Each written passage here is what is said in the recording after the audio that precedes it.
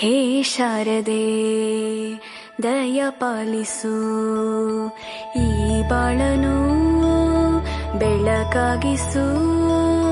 ಹೇ ಶಾರದೆ ದಯ ಪಾಲಿಸು, ಈ ಬಾಳನು ಬೆಳಕಾಗಿಸು. ನಾಳೆಗಳ ದಾರಿಯಲೇ ನಂಬಿಕೆಯ ನೆಲೆಯಾಗಿರಿಸು, ಮುನ್ನಡೆಸು.